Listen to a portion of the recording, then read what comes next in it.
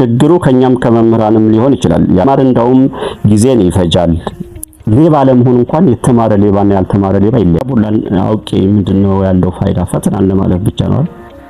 f of x plus bx ላብላ ብላ ኳድራቲክን ተምሬ ምንድነው ያለው ፋይዳ? ለኑሮዬ ድልድዮች እንዴት ተሰሩ? ምን አፕላይ አድርገው? እነዛ ኢንጂነሮች በክፍል ውስጥ ብቻ አይደለም ለክፍል ኤግዛም ብቻ አይደለም የተጠቀሙበት፣ ለዕለት ተዕለት ኑሮ እንዴት እንደሚጠቅም ያውቃሉ። መቼ ነው ሂሳብን ማንበብ ያለብኝ? ከእንቅልፋችን ስንነሳ እነዚህን ትምህርቶች ብናነብ አሪፍ ይሆናል። ሂሳብን ደግሞ አንድ ሰፋ ያለ መሬት ገዝቼ በቃ ዘመናዊ ገበሬ ነው መሆን የምፈልገው። ክፍል 2ን እንደሚከተለው አቀርባለሁ።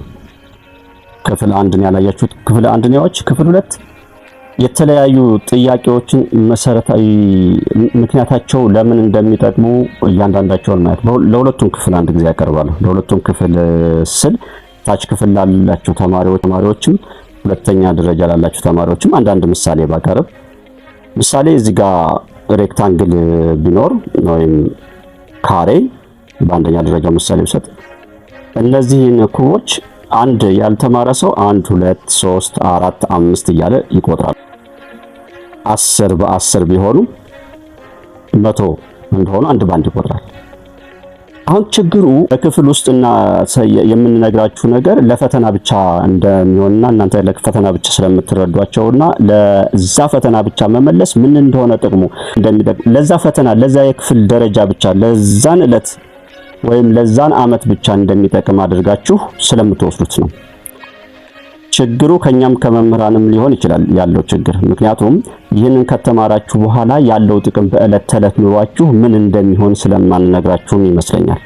እና ታች ክፍል ላላችሁ አንድ ምሳሌ ብነገር፣ ለምሳሌ እንደዚህ አሁን እንዳልኩ ካሬ ቢኖር እዚህ ጋር የምትመለከቷት ካሬ አለች። በውስጦቹ ያሉ ጡቦች ብዛቶች አሉ። አንድ ያልተማረ ሰው እነዚህን 1 2 3 4 5 እያለ 100 እንደሆኑ አንድ ባንድ እየዞረ ይቆጥራል። በትንሽ ምሳሌ ነው የምነግራችሁ። የተማረ ሰው ደግሞ ወደዚህ አግድም ይቆጥርና ወደ ታች ደግሞ ይቆጥርና 10 ወደ ታች 10 ጊዜ 10 100 ይሆናል። በቃ ምንም ሆኑ በምንም ስራ ዓለም ላይ ኑሩ፣ በምንም ስራ አሁን የመጣው በአሁን ዘመን ላይ የመጣው ነገር ምንድነው? መማር ይልቅስ ብዙ አቋራጭ መንገዶች አሉ። ሀብታም የመሆኛ መማር እንደውም ጊዜን ይፈጃል። ጊዜያችን እያቃጠለ ነው። ብዙ መንገዶች አሉ። አዲስ የመጡ ብሂሎች አሉ። ነገር ግን ልንገራችሁ ልጆች፣ ይኸውላችሁ ምንም ስራ ዘርፍ ላይ ኑሩ፣ ንግድም ላይ ኑሩ።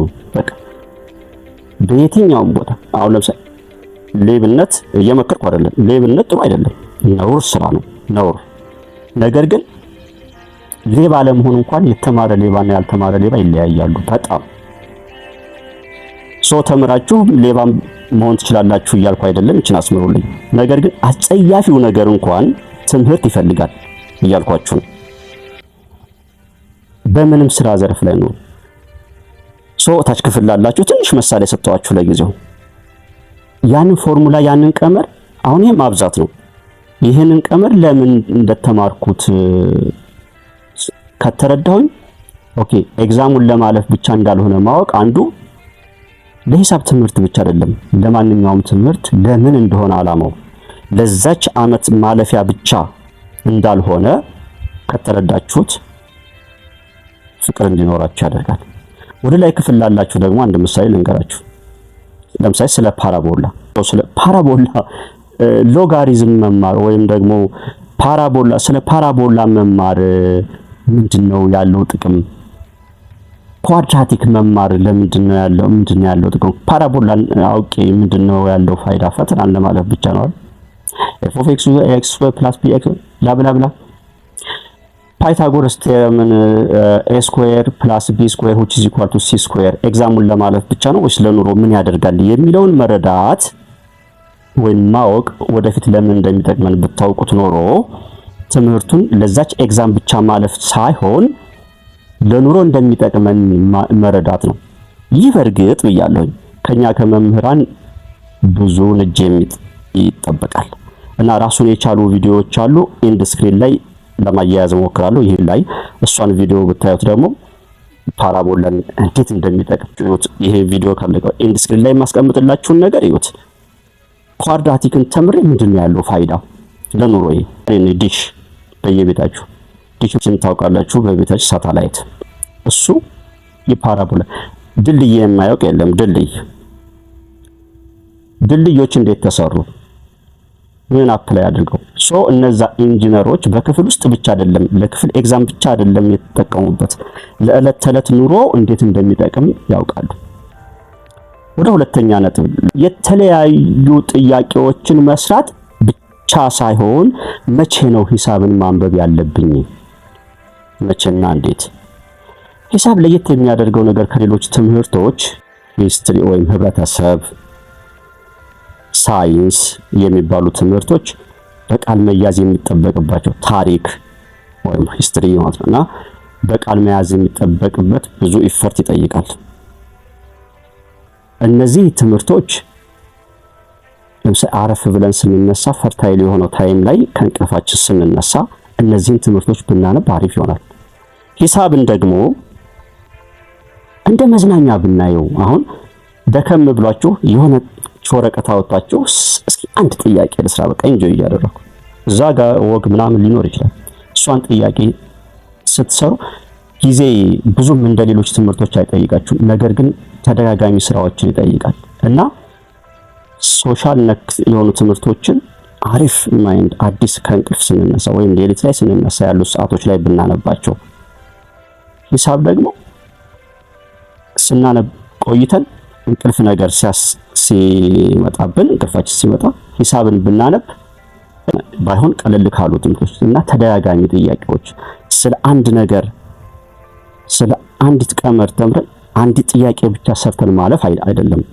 በሱ ዙሪያ ላይ 2-3 ጥያቄዎች እንደገና ደግሞ ነገ ሌላ በዛች ዙሪያ ላይ ተደጋጋሚ።